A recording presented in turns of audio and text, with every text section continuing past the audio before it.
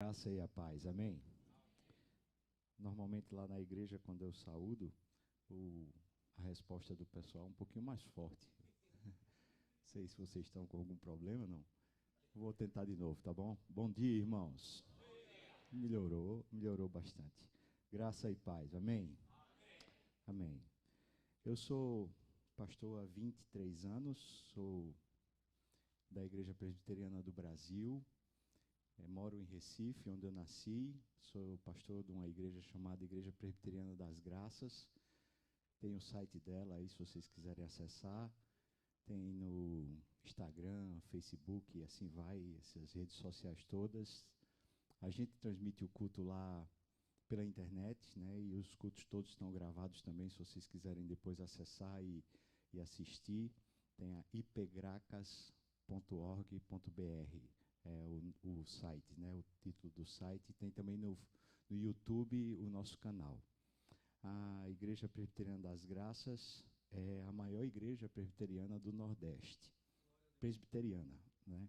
Nós temos 1.700 membros. Deus tem me dado a graça de estar pastoreando lá. Agora estou completando 15 anos e, pela graça de Deus, eu tenho sido muito abençoado naquele lugar.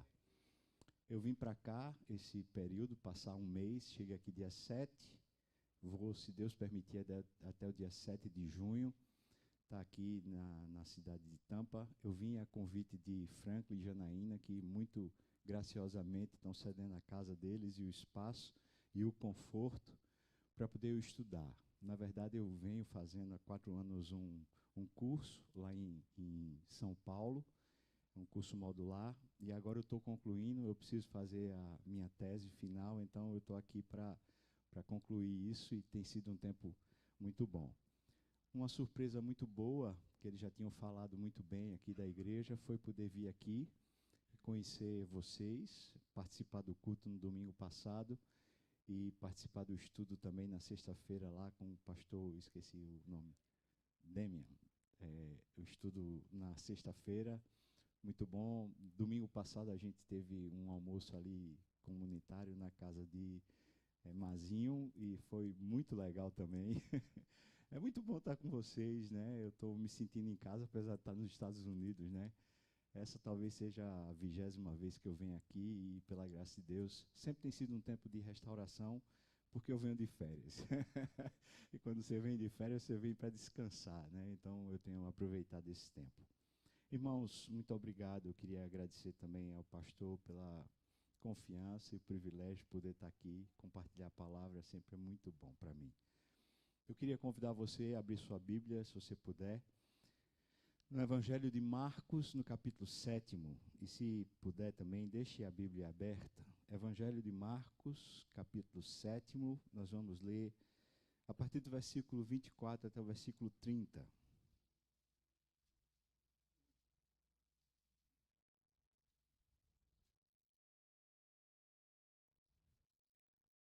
Evangelho de Marcos, capítulo 7, desde o versículo 24 até o versículo 30. Vou pedir que, se você puder deixar a Bíblia aberta, a gente vai seguindo mais ou menos conforme está aqui o texto, tá bom? Diz assim então a palavra do Senhor. Levantando-se, Jesus partiu dali para as terras de Tiro e Sidom. Tendo entrado numa casa, queria que ninguém o soubesse. No entanto, não pôde ocultar-se, porque uma mulher cuja filhinha estava possessa de espírito imundo, tendo ouvido a respeito dele, veio e prostrou-se-lhe aos pés. Esta mulher era grega, de origem cirofenícia, e rogava-lhe que expelisse de sua filha o demônio.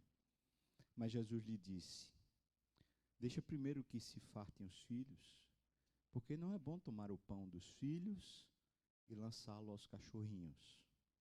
Ela, porém, lhe respondeu: sim, Senhor, mas os cachorrinhos debaixo da mesa comem das migalhas das crianças. Então lhe disse: por causa desta palavra, podes ir, o demônio já saiu da tua filha. Voltando ela para casa, achou a menina sobre a cama, pois o demônio a deixara. Amém. Vamos orar de novo, irmãos. Senhor Jesus, Tu és tão lindinho, tão maravilhoso. É muito bom estar na Tua presença. Obrigado, Senhor, pelos louvores, pelas orações, por esse tempo já de consagração a Ti. Pai, mais uma vez eu te peço, já foi pedido, mas te peço de novo, que o Teu Espírito encontre espaço aqui. O Senhor, pelo Seu Espírito, aqui pode nos conduzir a toda a verdade. Então, unge meus irmãos, unge a mim, livra-nos do mal, Senhor, no nome de Jesus. Amém. Amém. Você sabe que existem 3 tipos de fé. Essa é uma definição teológica, claro. Existe uma fé que é a fé primeva, é a fé que todo ser humano tem, até o ateu tem, que é quando o homem busca uma instância superior.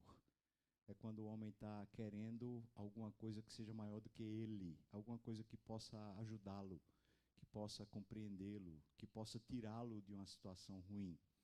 O ateu crê talvez na sua competência, crê na ciência, crê nos seus estudos. Ele crê numa coisa que é maior do que ele, que de repente pode ajudá-lo a solucionar os seus problemas. A fé primeva no Brasil, ela é muito presente. Nós somos um povo extremamente sincrético. Nós nos misturamos com tudo. Então você vê, por exemplo, pai de santo no altar, né, na escadaria da Igreja Católica, lavando, porque existe uma mistura. Nossa fé, por assim dizer, nossa crença brasileira, ela se mistura com tudo. Essa é a fé primeva. Essa fé, ela não salva. Existe um segundo tipo de fé, vou falar um segundo nível de fé, que é uma fé religiosa. Essa fé religiosa é uma fé de crendice também. Ela assimila verdades, especialmente de livros teológicos. Se for cristão, assimila da Bíblia. Se for muçulmano, do Corão. Se for do budismo, e se assim vai, ou seja, cada uma das religiões denota um tipo de crença que é de um substrato. Tem que ter um material, um livro, um compêndio, alguma coisa, alguma narrativa que os ajude a entender. Nem todos têm esse tipo de fé, a fé religiosa. O ateu não tem. O ateu tem o academicismo, mas não tem a religião. A religião pressupõe que o livro sagrado, que aquela estrutura, ela é sagrada, que ela tem alguma coisa de sobrenatural. Mas, por outro lado, essa fé religiosa, ela não salva, porque ela é uma fé teórica. Alguns teólogos norte-americanos, como, por exemplo, John Piper, fala que quem tem fé religiosa é ateu na prática, conquanto seja, muitas vezes, frequentador de igreja, participa das coisas, mas é, na verdade, um ateu prático, porque ele sabe, ele entende, mas não confia, ele não se entrega. E aí vem o terceiro nível de fé. O terceiro nível de fé é quando você entende, você compreende ainda mais, mas você confia. Você se entrega. Mas se entrega de verdade, ao ponto de conseguir descansar o coração, ao ponto de conseguir crer. Crer no invisível, crer naquilo que não se pode tocar, que não se pode chegar lá. Essa mulher que a gente tem no texto é uma mulher que começa com a fé primeva e ela termina com a fé que salva. Eu queria que você olhasse comigo esse texto para você entender, porque de repente a gente pode estar nesse processo de crescimento de fé e de descoberta de que fé é a nossa. Veja o texto, por favor. O texto fala que Jesus saiu da terra onde ele estava na Galileia, Jesus estava cansado, e ele foi para as terras de Tiro e Sidom, que seria a Filístia. O povo filisteu, que certamente você que conhece as Escrituras sabem, no Velho Testamento, como houve brigas e lutas, por exemplo, Davi e Golias, era justamente Israel contra os filisteus. Essa terra de Tiro e Sidom, ela era uma terra amaldiçoada. O livro de Joel fala sobre uma maldição que Deus lançou sobre essa terra, porque em um determinado momento da história, esse povo Tiro e Sidom, eles pegaram filhos de Israel e eles sacrificaram, e eles venderam, e eles fizeram uma série de coisas ruins contra o povo de Israel. Então Deus pegou e amaldiçoou lá no livro de Joel, no capítulo 3, essa terra. Jesus foi então para uma terra maldita. Jesus está saindo da sua terra natal, está saindo de Israel e está indo para uma terra de gentios. Eu queria que você soubesse que na cultura judaica, não estou falando cultura bíblica, estou falando na cultura judaica, um judeu não deveria pisar num lugar de gentio. Ele não deveria entrar no lugar de gentio. E se ele entrasse na casa de um gentio, então ele estava cometendo um ato blasfemo. Essa era a tradição, isso não é a Bíblia, mas era a maneira cultural com que os judeus se entendiam.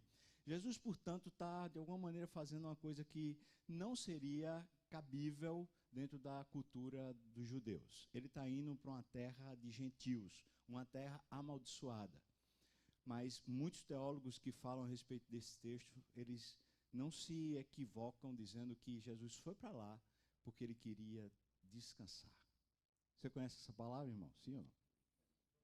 Conhece? Já ouviu falar de descanso? Não. Já?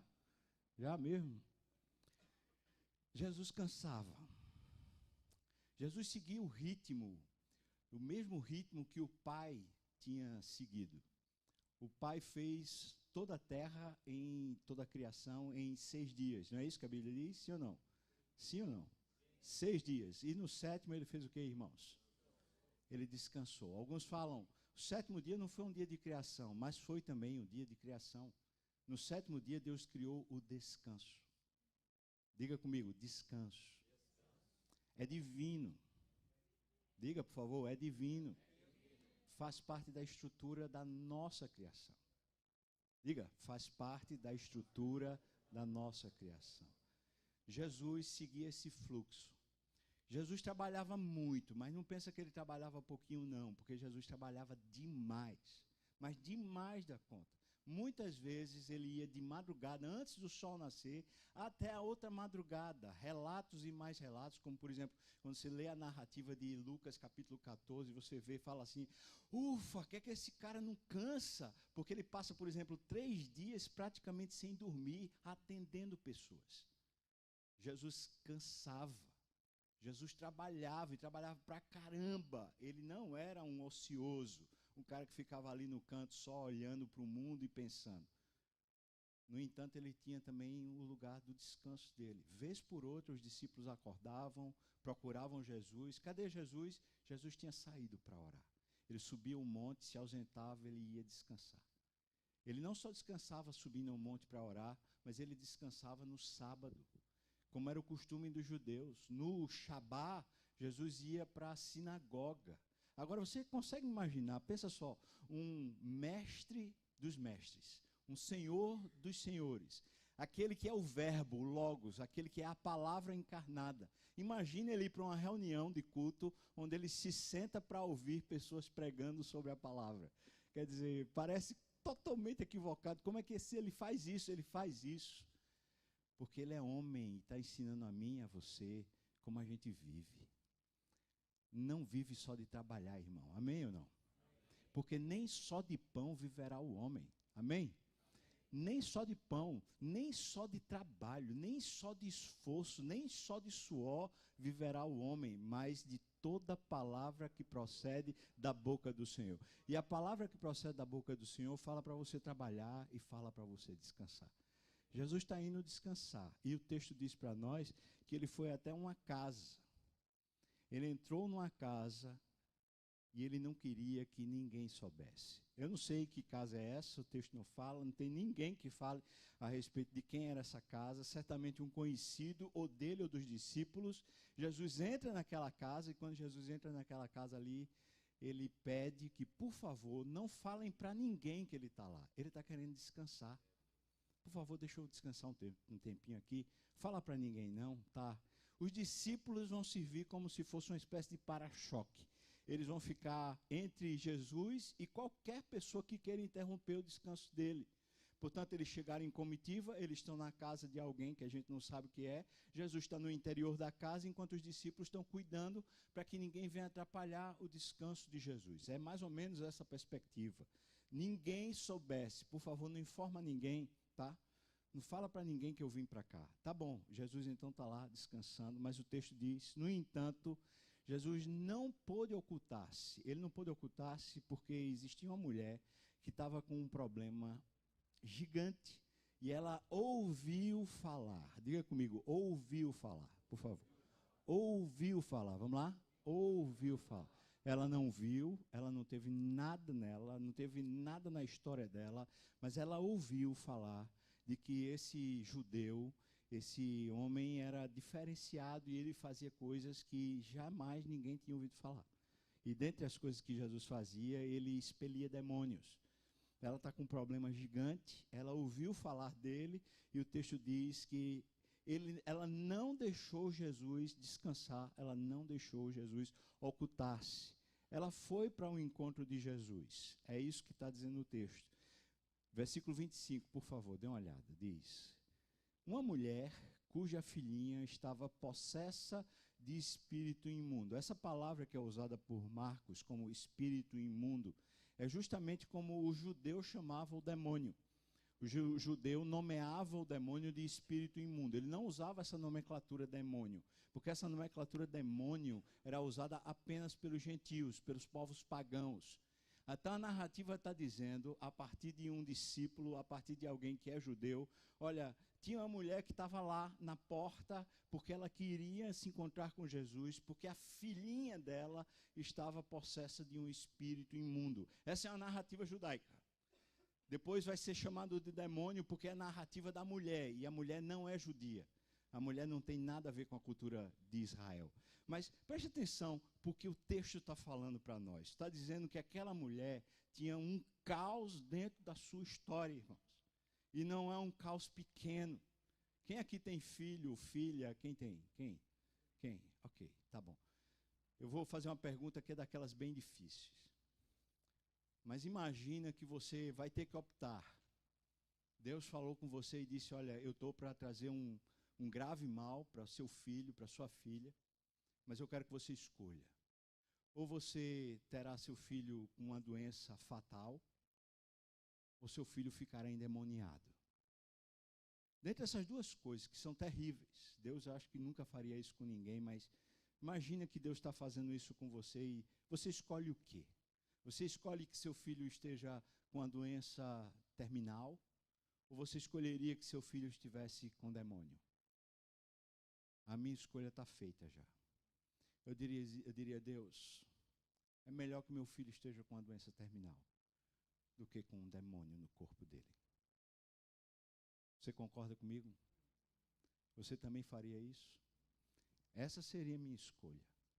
Uma pessoa que está com demônio está num estado terminal, na maior miséria que a humanidade pode chegar. Está numa última condição espiritual. Está completamente perdido. Essa pessoa não tem mais controle nem da mente nem da razão. Quem controla a mente e a razão, o coração, os impulsos, todo o comportamento é o próprio diabo. Tal pessoa está no último canto da história. Agora eu quero que você pense um pouquinho. Como é que essa criança, a gente não está falando de um adulto, como é que essa criança chegou a esse ponto? Talvez o texto consiga a gente entender um pouquinho através do texto. O texto diz que Jesus foi para a terra de Tiro e Sidom. E lá tem uma mulher que tem uma filhinha possessa.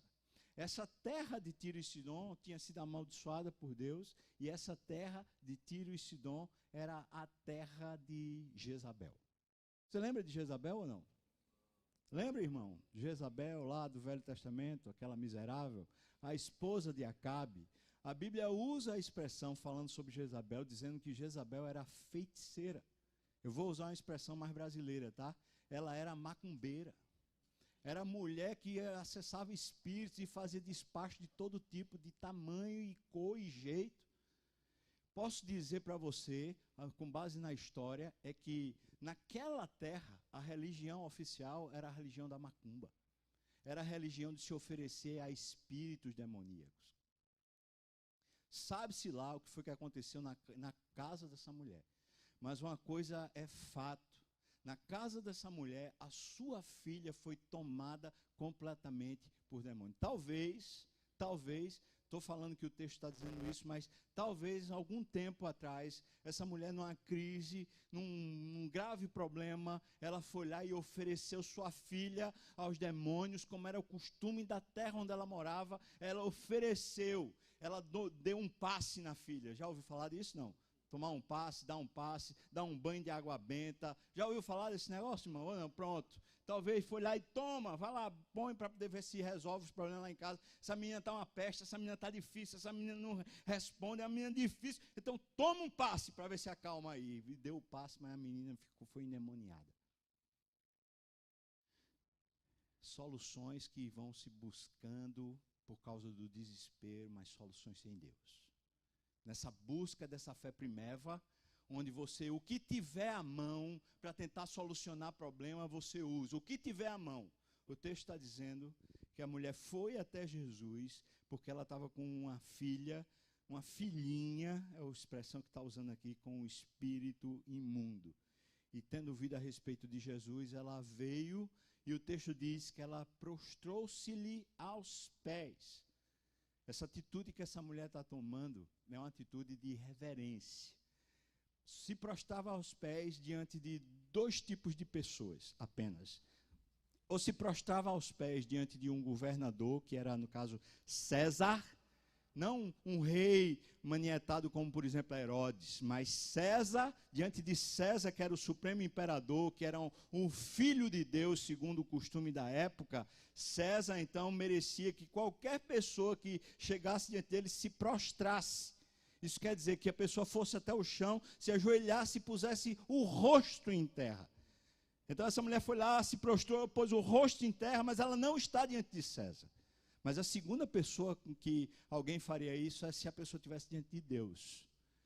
Essa mulher, de alguma maneira, quando ela se depara com Jesus, o que ela vê é mais do que um homem, é mais do que uma solução para o problema. Ela está começando a ver Deus, ela se ajoelha. É isso que o texto diz para nós. Então, o versículo 26 descreve quem é essa mulher, para que a gente tenha um quadro melhor. Veja o que diz o versículo 26. Essa mulher era grega.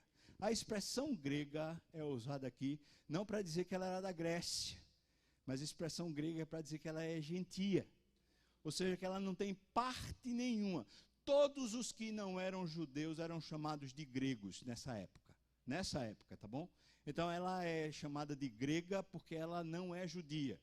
Quer dizer isso porque isso precisa ser ressaltado. Significa que ela não tem parte absoluta, nenhuma parte na herança de Deus, na aliança que tinha sido feita com Moisés, na aliança que tinha sido feita com Abraão, na aliança que Deus tinha feito com os antepassados de Israel. Em outras palavras, essa mulher está alijada de qualquer processo que faça ela participar da vida com Deus. Ela não pode participar de nada que tenha a ver com Deus, porque ela é grega, mas ela não é só grega não, ela é cirofenícia, como lhes falei, ela faz parte da história lá de Jezabel.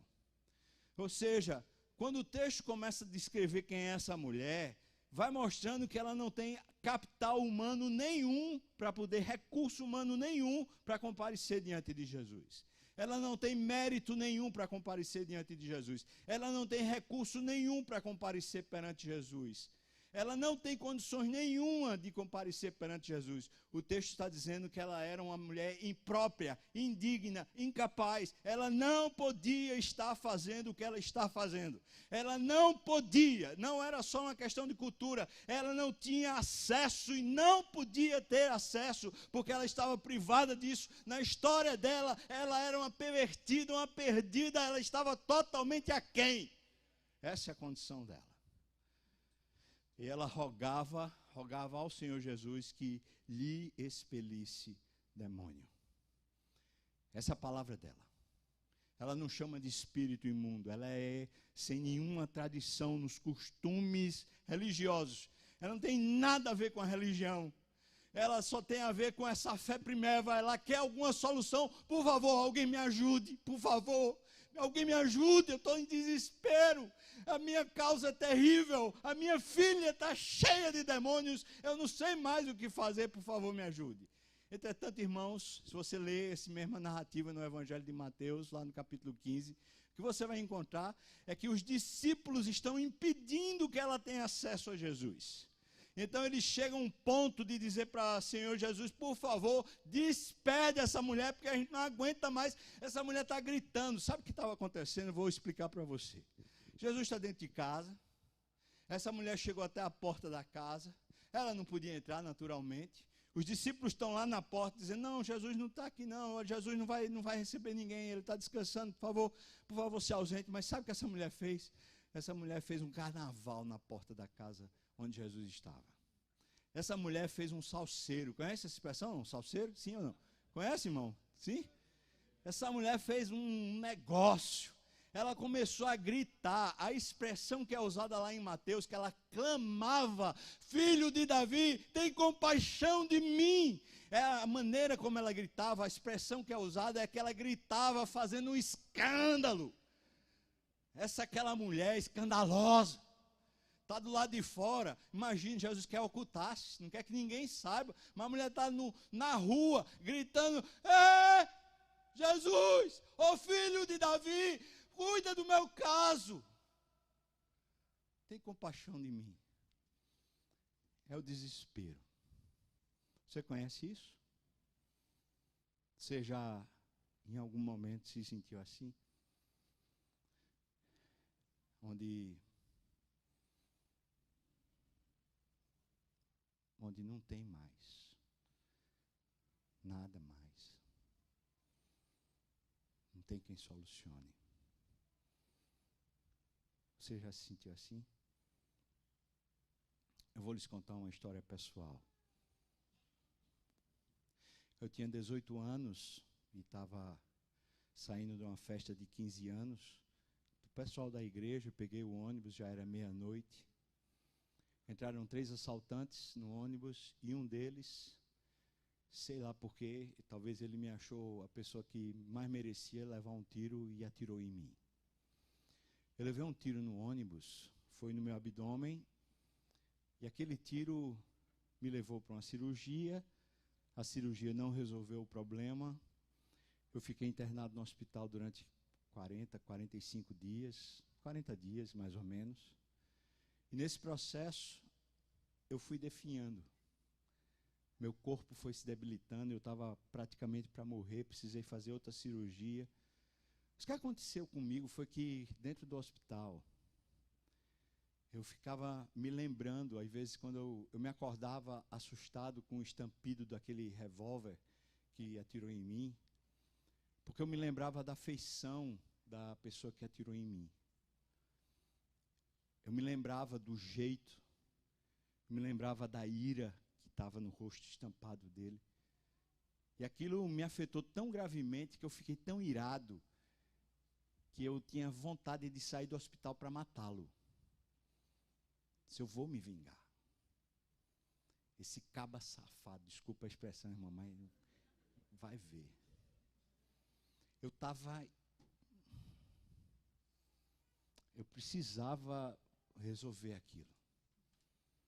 Eu lembro-me que um dia meu pai chegou lá à tarde, aí falou assim, filho, sabe o nosso vizinho era delegado da polícia, falou, sabe o nosso vizinho? Eu disse, eu sei, pai. Ele falou, o vizinho me procurou e disse, olha, a gente achou a quadrilha que assaltou aquele ônibus. Eu falei, comigo mesmo, não falei para papai, mas na hora eu falei assim, graças a Deus, vão levar um tiro, eu tenho certeza, vão levar um tiro. Na hora ele falou assim para mim, ô filho, vou dizer uma coisa para você muito séria. O delegado perguntou para mim o que é que eu queria que se fizesse com aqueles delinquentes. Aí eu na hora falei, o senhor mandou matar, né, pai? Agora deixa eu dizer para você, eu era crente. Mas aquele crente, né? Eu era crente, meu pai não era crente. Falei, o senhor mandou matar, não foi, pai? Ele falou, não, filho. A vida só pertence a Deus. Eu disse para ele assim, se eles estão cometendo crime, então prenda. Eu fiquei com tanta raiva do meu pai. A lágrima chega, escorria aqui de lado assim, ó, escorria quente. Não sei se você já assistiu isso, parecia que estava saindo ácido dos meus olhos assim. Aquele negócio quente, eu falava assim, eu vou dar nele agora. Só que eu estava todo entubado, eu estava fraco, não tinha condição. Papai colocou na minha cabeça brasas vivas, eu fiquei me queimando.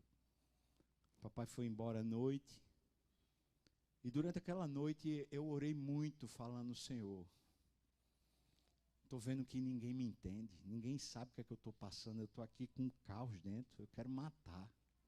Meu pai teve a oportunidade, o que é que ele fez? Passei aquela noite toda agonizando na minha alma. Eu dizia, me dá a solução, me dá a solução, me dá a solução.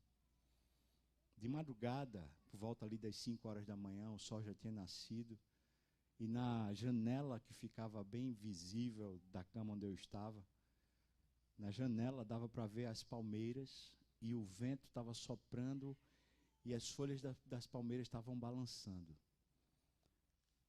Eu comecei a ver aquilo lá e falei, ó Deus, por que é que o Senhor sopra lá, mas não sopra aqui? Aquilo que o Senhor faz lá, eu sei que o Senhor pode fazer aqui. Você sabe que a palavra espírito é sopro. Você sabe disso. Eu falei, Senhor, sopra aqui. E digo a vocês, irmãos, Deus soprou aqui. E quando soprou, aquilo saiu do meu coração e eu me aliviei tão grandemente por causa de um milagre. Que milagre foi esse? Foi o milagre do perdão, acessado pela graça e pela gentil e amorosa bondade de Deus que foi derramada no meu coração. Eu poderia contar outras histórias, talvez as histórias de igreja. Já sofri muito em igreja. Já passei por momentos que eu disse para Deus, Senhor Deus, eu quero morrer. Me tira a vida, Senhor, me leva, eu não quero mais. Você já passou, irmão, por algum momento, ou talvez você esteja passando por um momento que você fala assim, melhor não estar mais aqui. Sabe, a situação é tão difícil, ela é tão maior do que você fala assim, não dá mais. Essa mulher, ela está fazendo um escândalo fora da casa, sem que ninguém preste atenção nela. Os discípulos estão dizendo, Jesus, manda essa mulher embora, que ninguém aguenta mais, ela fica gritando lá fora. Toma uma providência, Jesus. E talvez você se sinta assim. Ninguém lhe compreende, ninguém está lhe dando acesso, você está se sentindo esvaído nas suas forças. Muitas vezes eu me sinto assim. A fé primeva, essa fé que é baseada apenas numa crendice, numa necessidade que a gente tem de que venha alguma solução, ela agarra qualquer solução que for dada, seja de Deus ou seja do demônio. Ela não serve para a gente conhecer a Deus, nem para a gente amar mais a Deus. Essa mulher está com a fé primeva, só que ela está indo para o lugar certo.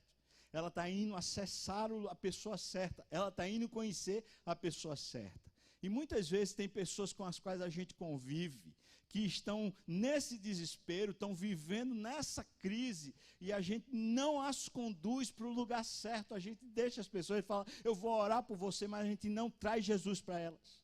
A gente não conduz elas ao conhecimento da graça suficiente de Jesus, do poder de Jesus, da presença de Jesus. E talvez, irmãos, eu tenha que dizer, sabe por que muitas vezes a gente não conduz as pessoas a Jesus? É porque nem mesmo a gente tem vivido na presença de Jesus. Muitas vezes a gente não tem feito o que essa mulher fez. Ela insistiu, ela gritou, ela esbravejou, eu quero a presença dEle. Não me satisfaço com uma solução, apenas eu preciso é dEle. Eu preciso é que Ele chegue a mim. Ele se chegou. Mas quando ele se chegou com uma palavra esquisita. Versículo 27, dê uma olhada, por favor. Mas Jesus então disse para a mulher, deixa primeiro que se fartem os filhos. Ele está falando, deixa primeiro eu servir, eu fazer o meu ministério para Israel. Os filhos da aliança, Os filhos de Deus. Deixa primeiro servir Israel. Deixa primeiro que os filhos se alimentem. E ele diz mais, porque não é bom tomar o pão dos filhos e lançá-los aos cachorrinhos. Agora pensa você, meu Deus, às vezes parece, estou só falando que parece, não estou dizendo que é, mas às vezes parece que existe um tipo de indiferença de Deus, e não só indiferença, às vezes parece que ela é meio cruel, meio duro demais, meio inacessível demais.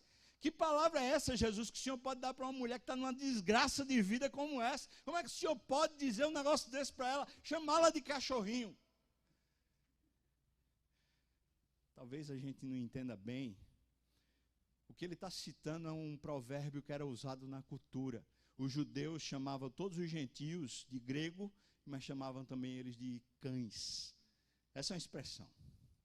Essa é uma expressão cultural. É a maneira com que eles usavam para falar dos gentios. São os cães.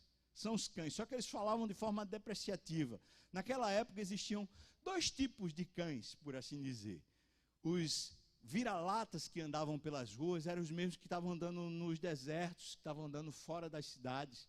Eram cães selvagens. Eles comiam as carniças que tivessem sobrando pelas ruas.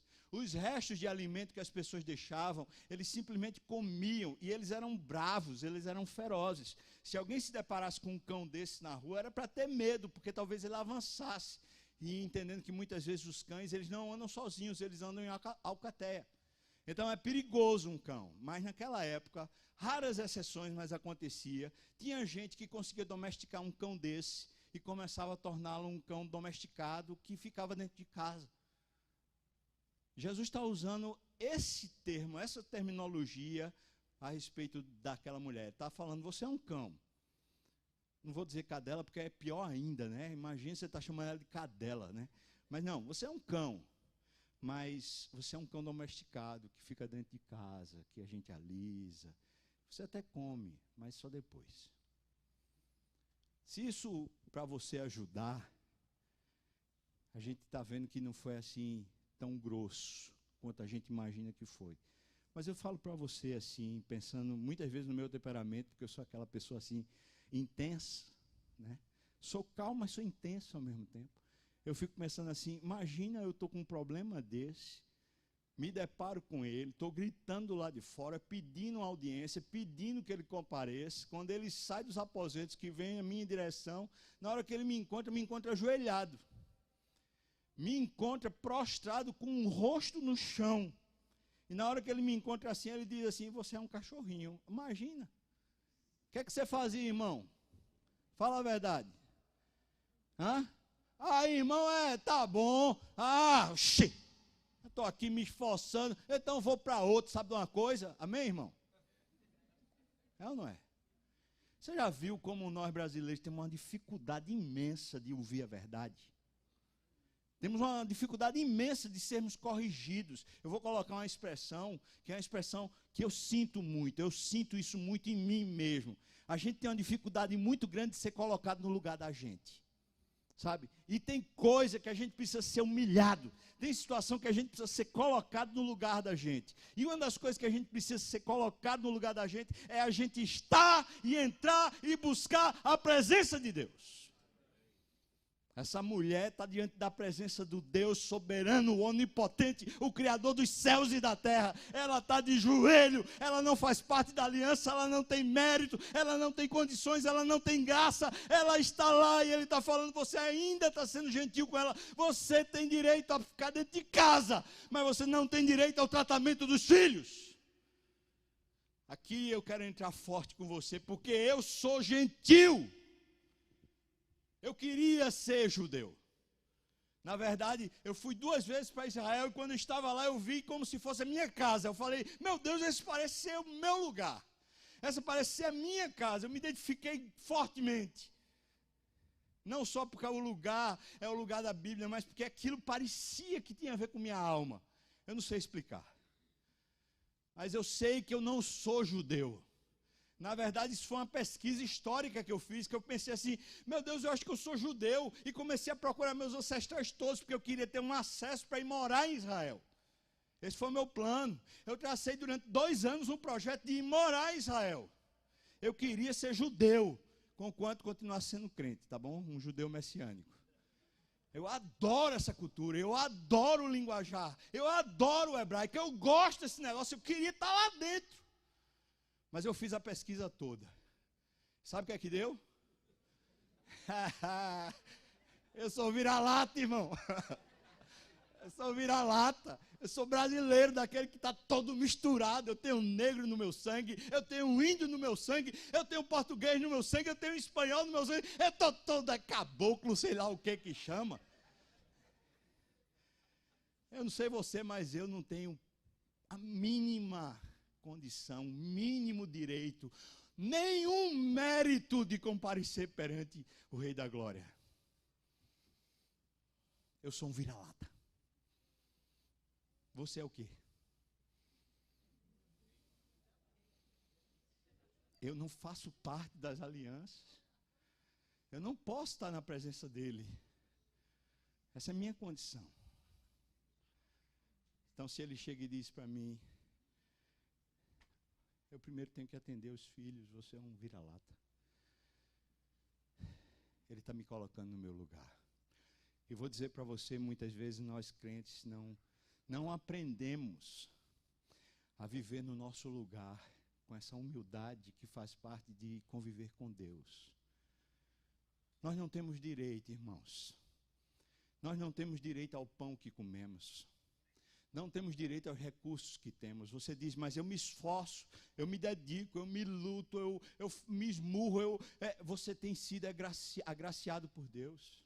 Tem uma boa mão que tem derramado sobre você, graça sobre graça. Não diz respeito aos seus méritos, não é porque você é bom, não é porque você se esforça. Você é vira-lata, provavelmente é tão vira-lata quanto eu.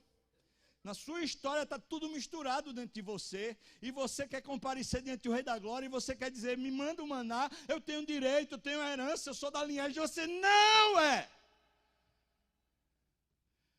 Mas você tem um privilégio por causa de Jesus Cristo, de poder entrar no Santo dos Santos, no trono, diante do trono você tem livre acesso. É por isso que em Hebreus capítulo 10 diz, entremos pois com ousadia diante do trono da glória. Nós temos acesso, nós podemos buscar confiadamente socorro. Por favor, socorro. É diante do Rei da Glória. Pode buscar, que Ele está olhando para você. Mas não tem mérito. Não é a sua bondade. Não é a sua dedicação, não é o seu esforço, não é porque você é crente há muito tempo, não é porque você contribui muito, não é porque você seja lá o que for, não é! Nós não temos mérito. Temos absolutamente nada que nos faça ser credenciados para estar na presença dele. Essa mulher está gritando lá e Jesus está pondo ela no lugar dela. Mas o impressionante desse texto é o que vem depois. O versículo 28 diz assim para nós. Ela, porém, respondeu, sim, Senhor. Sim, Senhor. Sim, Senhor. Você consegue ver? Eu estou vendo essa mulher chorando. Debruçada no chão. Os cabelos estão por sobre a cabeça. Ninguém vê o rosto dela. E a voz pequena, fraca, está falando sim, Senhor.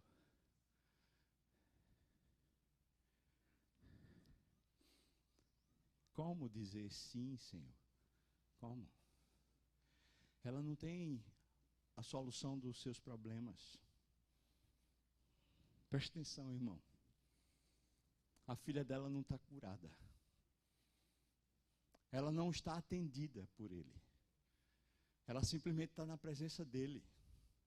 E quando ela está na presença dele, ela se depara com a indignidade dela, com a falta de condições que ela tem e a autoridade que ele tem. E o poder que ele tem, a majestade que ele tem, o senhorio que ele tem, quando ela se depara diante dessa grandeza, ou seja, eu sou pequena, eu sou frágil, eu não mereço, mas está diante de mim o Rei da Glória. Quando ela se depara com esse quadro, ela diz: sim, Senhor.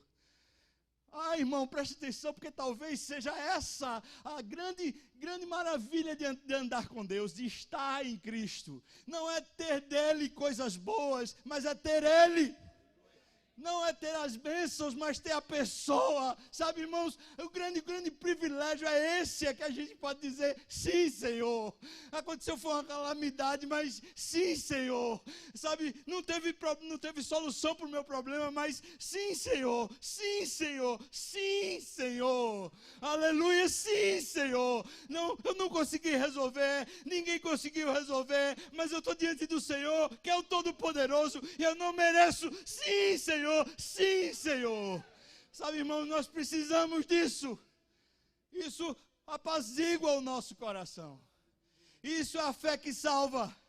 Isso é a fé que anda com Deus. É a fé que não tenta ensinar a Deus como agir, mas simplesmente se apequena diante dele e diz: sim, Senhor.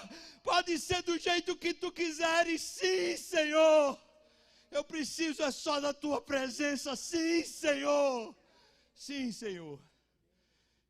É diante desse sim, Senhor, que ela diz: mas os cachorrinhos que ficam debaixo da mesa, eles comem das migalhas das criancinhas. A palavra criança aqui não foi a palavra que Jesus usou para filho. Ele usou a palavra filho.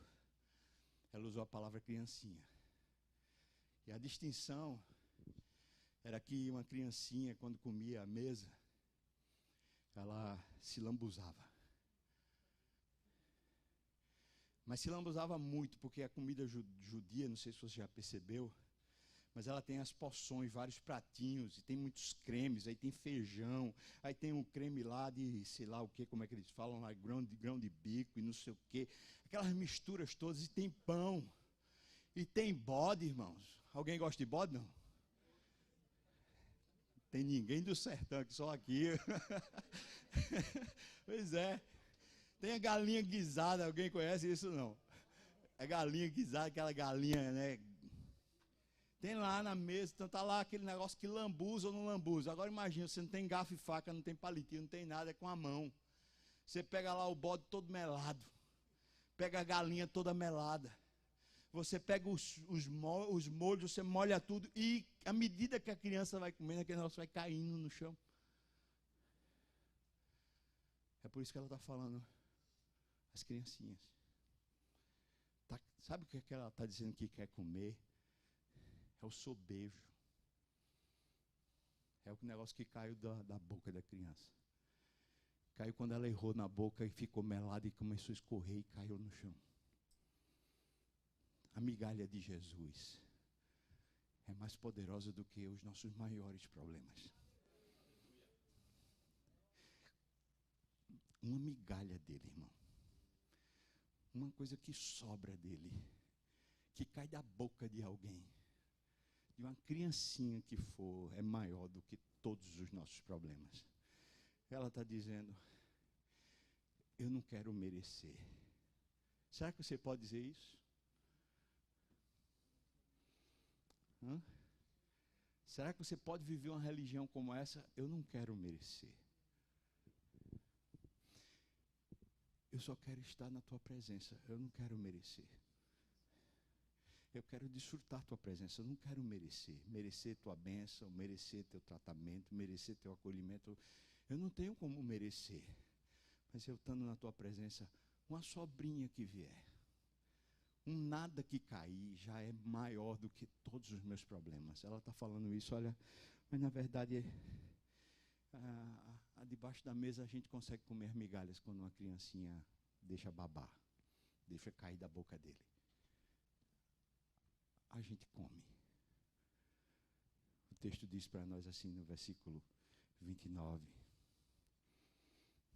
O Evangelho de Mateus fala que ele disse: grande é a tua fé. Mas veja o versículo 29 aqui em Marcos, fala assim: então lhe disse, por causa desta palavra, podes ir. O demônio, veja como Jesus usa. Jesus não usa os termos judaicos de espírito imundo, mas usa se associando com ela, falando, o demônio já saiu da tua filha. Sabe o que é lindo? O lindo é que ele diz, por causa dessa palavra. Sabe, a mulher não tem mérito, mas ela tem atitude. Repita comigo, atitude. Ela não tem mérito, mas ela tem atitude. Diga comigo de novo, ela não tem mérito, mas ela tem atitude. Mas qual foi a atitude dessa mulher? Foi a atitude de alguém que se humilha. Abre mão de qualquer prerrogativa. Reconhece que não tem direito. Se tem uma coisa que mexe com o coração de Deus, é gente humilde, quebrantada, abatida de coração. Preste atenção, Deus diz no Velho Testamento, eu habito com o humilde, eu habito com o quebrantado, eu habito com o aflito de coração. Você crê nisso, irmão? Deus está dizendo, eu vou para junto de quem assim está, eu vou para junto. Essa mulher está dizendo isso, tá bom, eu não mereço, qualquer migalha para mim sobra, eu já estando dentro de casa, já estou satisfeita, eu já estando dentro, mesmo que seja debaixo da mesa, para mim já está mais do que bom, eu estou na sua presença. Então ele diz, essa sua atitude tocou meu coração. Essa palavra, como é traduzida aqui, diz assim, por causa dessa palavra, a expressão que é no original é por causa da atitude que você tomou. Não é uma palavra que sai da boca, é uma palavra que sai do coração.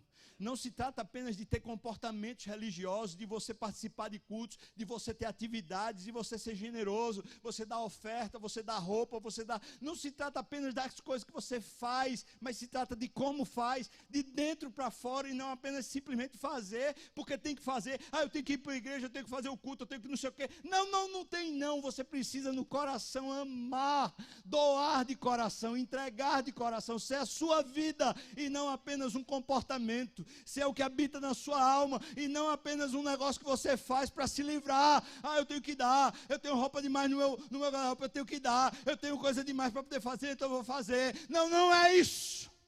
Viver com Deus, buscar a Deus, não se trata de você ter que, se trata de você desejar de todo o coração, de buscar de todo o coração. Buscar-me-eis e me encontrareis. Quando me buscardes de todo o vosso coração, eu serei achado de vós, diz o Senhor. Eu farei mudar a vossa sorte, diz o Senhor.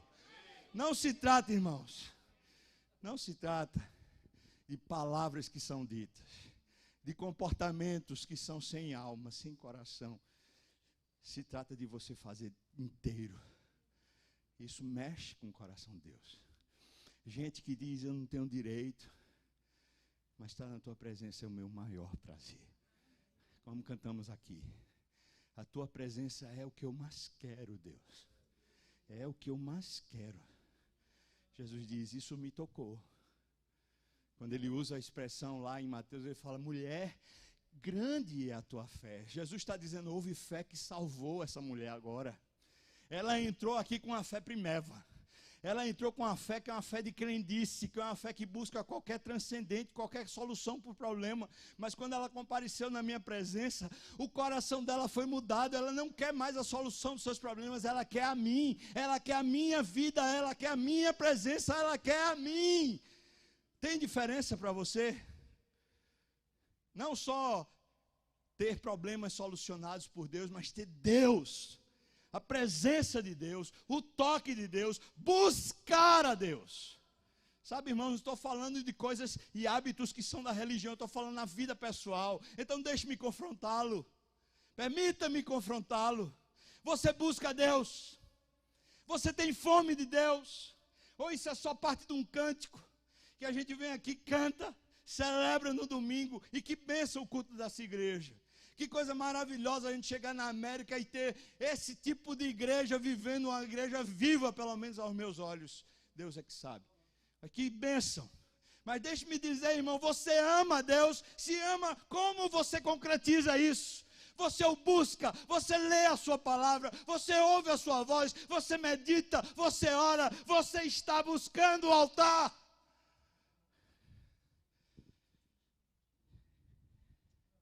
versículo 30 fala: voltando ela para casa, ela achou a menina sobre a cama, pois o demônio a deixara, sabe? O jeito que a narrativa está aqui, como também no Evangelho de Mateus, ao que tudo indica, das duas uma. Ou o demônio tinha feito tanta maldade com essa menina, que o corpo dela ficou sem força, exauriu as forças dela, gastou ela emocionalmente, gastou o corpo dela como pôde, que quando ele saiu, ela não tinha força, ficou na cama. Essa é uma possibilidade. A outra possibilidade é que talvez na hora de sair, quando o demônio viu Jesus entrando na casa daquela menina, através da mãe, porque ele era o dono da casa, mas agora Jesus acabou de entrar no coração da mulher. E quando Jesus entrou no coração da mulher, ele viu, entrou Jesus na minha casa, agora eu tenho que sair daqui. Então ele pegou e convulsionou a menina. Ele deu um chacoalhejo nela, balançou para lá e para cá, lançou ela sobre a cama e saiu, como um ato de revolta. Tipo assim, eu vou ter que sair daqui mesmo. Pá! E aí saiu. O fato é que quando um mais valente entra na casa do valente, o menos valente tem que correr. É ou não é? E o mais valente chegou. O mais valente não chegou apenas para solucionar o grande problema, mas ele chegou para habitar. Você quer Jesus para quê? Para ajudar você aqui nos Estados Unidos a resolver problemas, ter os recursos necessários para pagar suas contas, ajudar você na imigração, ajudar você a ter acessos a crédito, a ter soluções e soluções de problemas. Você quer Jesus para isso? Deus é tão bondoso que Ele até pode lhe dar. Mas Ele lhe dando isso, talvez Ele tire de você o maior privilégio, que é você ficar satisfeito com as mãos dEle, sem nunca ter olhado Ele face a face. Contemplai-o e sereis iluminados. Contemplai-o e os vossos olhos jamais sofrerão vexame. Busca a Deus e vive. Sabe? Busca e vive. E a sua alma resplandecerá. Porque o meu justo é como a luz da aurora. Ele vai brilhando cada dia mais, até ser dia perfeito. Busquemos ao Senhor, irmãos.